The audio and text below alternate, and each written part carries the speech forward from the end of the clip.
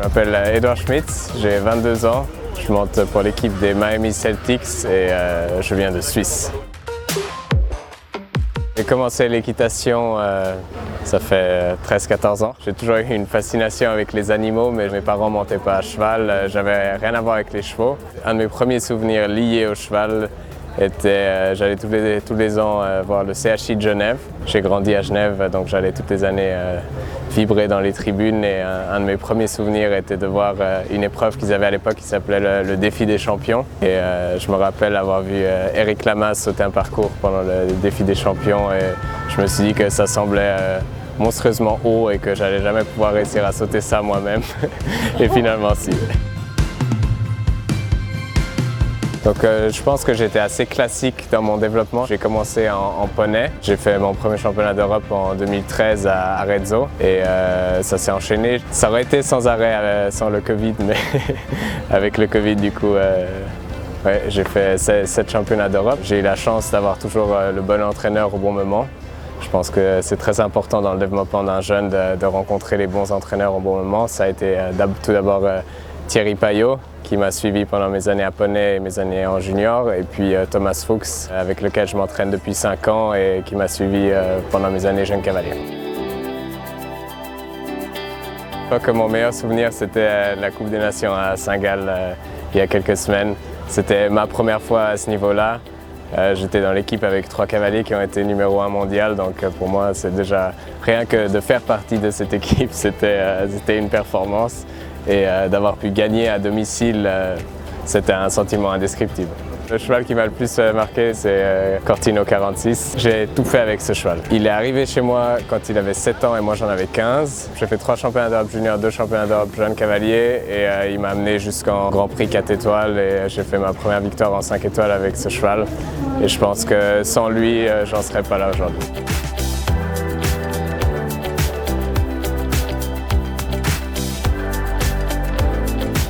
Pour moi, les 3 valeurs fondamentales dans la vie et dans le cheval, je pense que la première, c'est la patience. Je pense que c'est très important dans les chevaux. On ne peut pas vouloir trop d'un cheval ou vouloir trop d'une situation. Ce qui vient, vient et on ne peut pas forcer les choses. Je pense que la deuxième, c'est l'honnêteté. Si on sort de parcours et qu'on n'arrive pas à être honnête avec soi-même, on ne va pas progresser. Et la troisième, je pense que c'est d'avoir de l'enthousiasme. Si on n'arrive pas à s'enthousiasmer pour des situations, on n'arrive pas plus loin non plus parce que c'est ce qui nous motive au quotidien. Pour moi, la définition d'un bon cavalier, c'est un cavalier précis, qui aime ses chevaux et qui gagne des épreuves. Le cavalier que j'admire le plus, c'est, je pense en tant que Suisse, Steve Gerda. Si on regarde tout ce qu'il a accompli, c'est juste phénoménal. Il arrive toujours à gagner quand il veut gagner.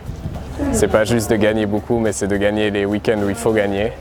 Et je pense qu'il est aussi un très bon homme de cheval et je pense que c'est sûrement par une combinaison de ces 2 choses-là que c'est le cavalier que j'admire le plus. Mon projet dans 10 ans, c'est surtout d'être axé sur le sport. Je suis vraiment un compétiteur et ce qui me sort du lit le matin, c'est de savoir que j'ai un concours qui m'enthousiasme le week-end. Et j'espère pouvoir développer ma structure dans cette direction-là. Ce que j'essaye toujours de pousser le plus loin possible, c'est la précision que moi j'ai dans mes ordres avec les chevaux.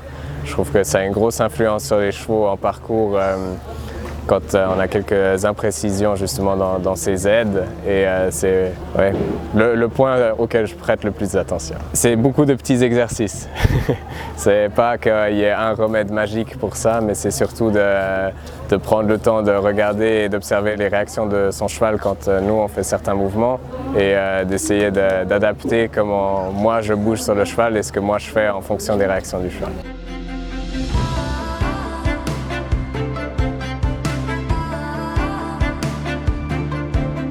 Je crois qu'il ne faut jamais oublier que les chevaux doivent être des chevaux, qu'on ne peut pas les amener tous les week-ends au concours et c'est très important de les garder dans leur ce qui est naturel pour eux, donc aller beaucoup en balade quand on est à la maison, de les avoir tout le temps dehors.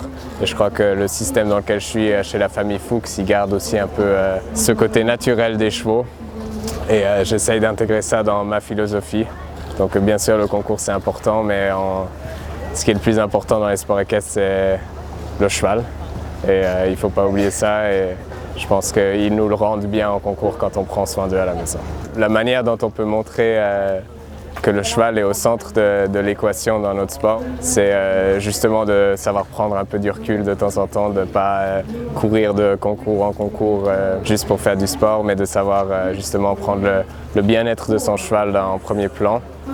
Et je pense que c'est aussi un souci de communication. Pour moi, il n'y a pas un vrai problème sur comment les chevaux sont traités au concours, mais c'est surtout un problème de comment c'est montré. Je pense qu'il y a une espèce de rideau de fer entre ce qui se passe chez les cavaliers et ce qui se passe, ce que le grand public perçoit, et ça serait un peu d'ouvrir ce rideau de fer pour qu'ils puissent voir que, enfin moi en tout cas, j'aimerais bien être traité comme un cheval chez moi à l'écurie.